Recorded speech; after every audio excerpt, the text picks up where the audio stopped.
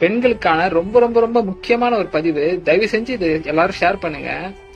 நல்லா புரிஞ்சுக்கோங்க, எல்லா ஆம்பளைங்களும் ஒன்றும் அண்டர்டேக்கர்லாம் கிடையாது. உங்களால அடிக்கவே வீழ்த்தவே முடியாது, அண்டர்டேக்கர்லாம் ஒன்றும் கிடையாது.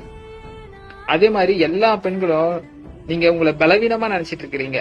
அதே மாதிரி சமுதாயமும் என் வீட்டுல பெத்தவங்களும் அந்த மாதிரி பெண்கள் அடங்கிதான் போகணும், பெண்கள் ஆண்களோட ரொம்ப பலவீனமானங்க அப்படின்ட்டு ஒரு இமேஜை கிரியேட் பண்ணிடுறாங்க. அந்த மாதிரி எந்த விஷயமும் கிடையாது. ஒருத்தர் உங்களை அட்டாக் பண்ண வராங்களா, கூச்சல் போடுங்க. அவன் உங்க வாயை பொத்த வருவான். வாயை பொத்தும் போது அவன் கையை கடிங்க. முடிஞ்சா அவன் விரல பிடிச்சி உடைக்க முடியுதான்னு பாருங்க.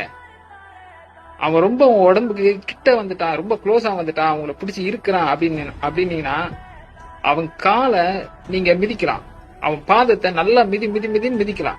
அவன் கால் விரல நீங்க மிதிச்சு ரத்தம் வந்துச்சுன்னு வச்சுக்கோங்களேன், நகம் பேந்து ரத்தம் வர ஆரம்பிச்சிருச்சுன்னா, எப்பவுமே லோவர் பாடியில ரத்தம் வர ஆரம்பிச்சிச்சுன்னா அவ்வளவு சீக்கிரத்துல பிளட் அரெஸ்ட் பண்ணவே முடியாது. சோ பிளட்லெஸ் ஆக ஆக அவனுக்கு தலை சுத்த ஆரம்பிச்சிடும். அந்த இடத்துல இருந்து எப்படியாவது ஓடலாம் அப்படின்னு தான் நினைப்பான்.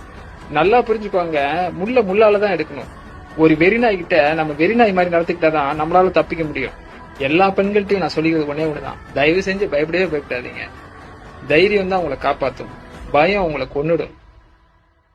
இந்த வீடியோவை ஷேர் பண்ணுங்க எல்லாருக்கும். தேங்க்யூ.